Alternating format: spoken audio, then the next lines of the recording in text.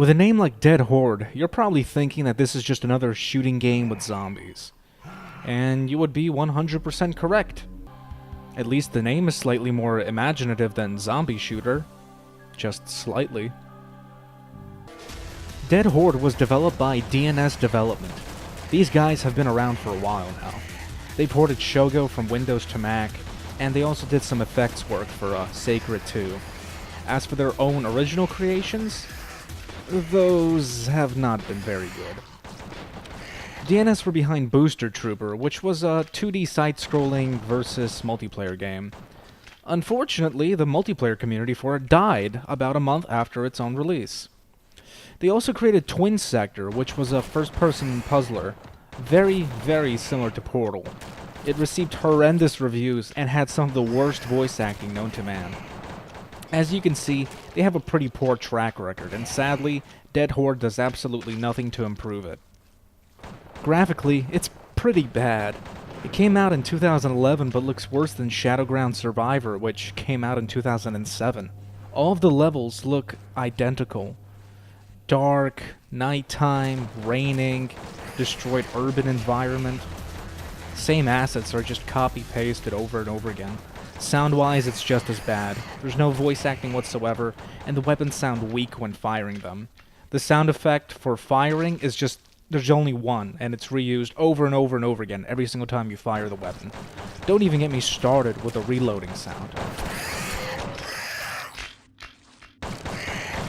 There's only 2 songs in the game. One during the main menu, and the other when the hordes of zombies start attacking. The music doesn't even fade in and out. It just starts and stops abruptly when the horde ends.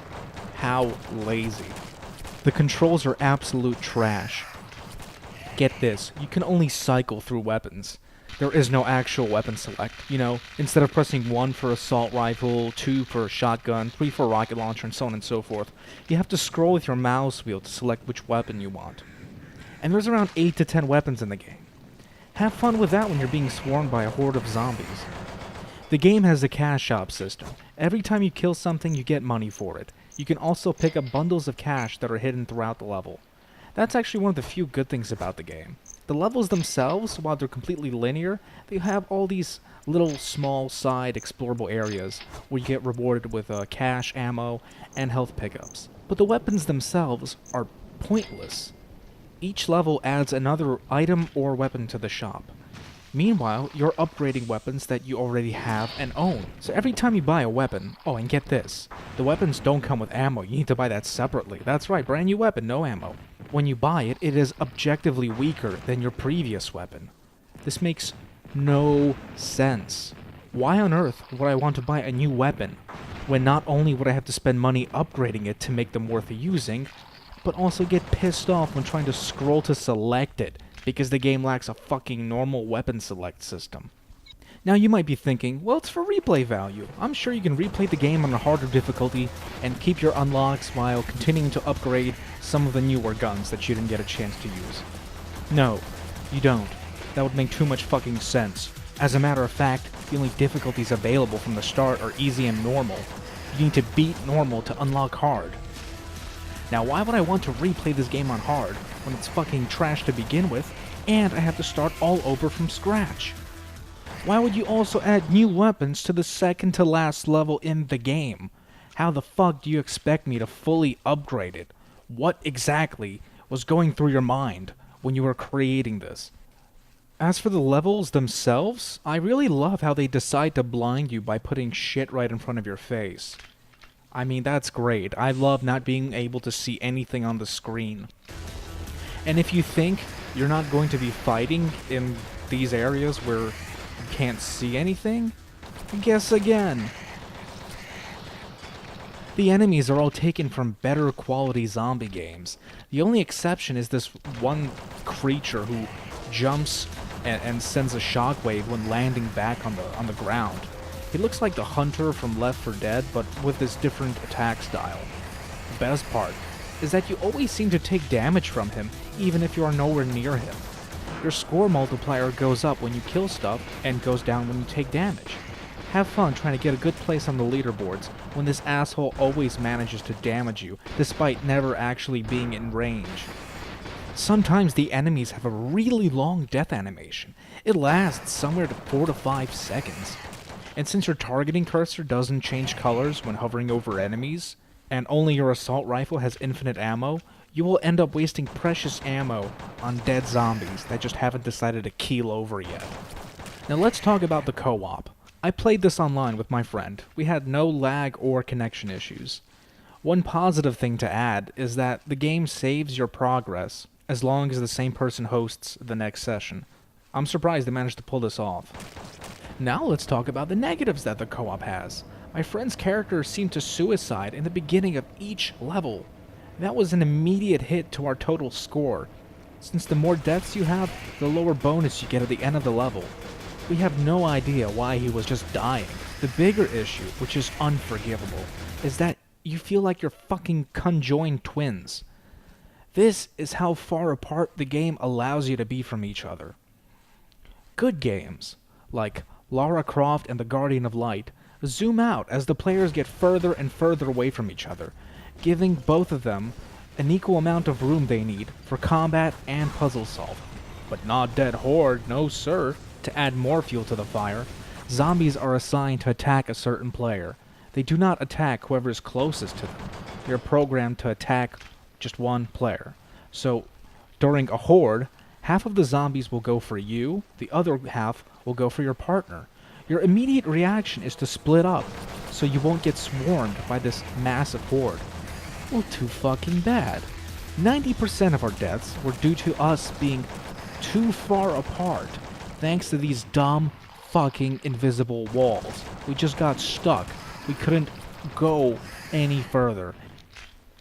With all of these massive issues, plain laziness, and frustrating design choices, I was still somewhat enjoying the first half of the game. Yeah, it was generic, uninspired, and frustrating, but it wasn't terrible. But then the second half of the game kicked in. They just gave up. Just gave up. They really did. The last half of the game, everything is identical. It has this new level structure, and it's identical. Instead of running from point A to point B and looking for, secret money and ammo bundles along the way, the game becomes a very shitty arena shooter. It becomes like a very, very bad version of Painkiller from a top-down perspective. You go from one small arena to another small arena. These are all separated by gates. The gates only open once you have killed all the enemies in the area. At least that's what it is in theory. What really happens is, you kill all the enemies in the area, and then you fucking wait around for 10 minutes, waiting for the next bunch of zombies to get triggered. That's right. Everything around you is fucking dead, but the game decides to pad its length out, and doesn't let you proceed. What you end up doing is running around in circles, hoping to stand in a certain specific section of the map, to trigger dozens of zombies, to immediately spawn in an area that was perfectly safe 10 seconds ago. And it does this over and over and over again for the last 4 fucking levels. Fucking shit, all the zombies are fucking dead. Open the fucking gate. God damn it. Get the fuck out of here. What the fuck were you thinking? This is self-funded. This is self-published. They had full control over this. Did you bother playtesting your own fucking game? Why did you think this was a good idea? Fuck!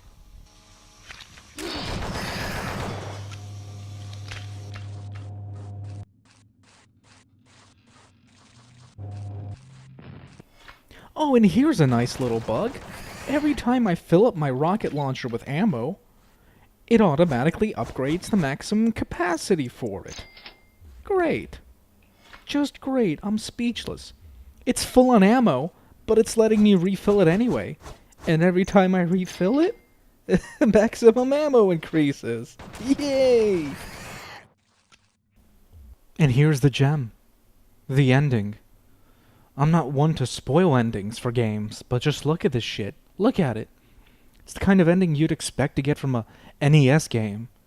Now I realize Shadowgrounds Survivor did something similar to this, but at least that game was actually fun to play. It was great. Here, we don't even have music during the credits. You could have at least used your generic Horde song here, let it play to its completion. And then you come to the stark realization that it was developed by just 4 people.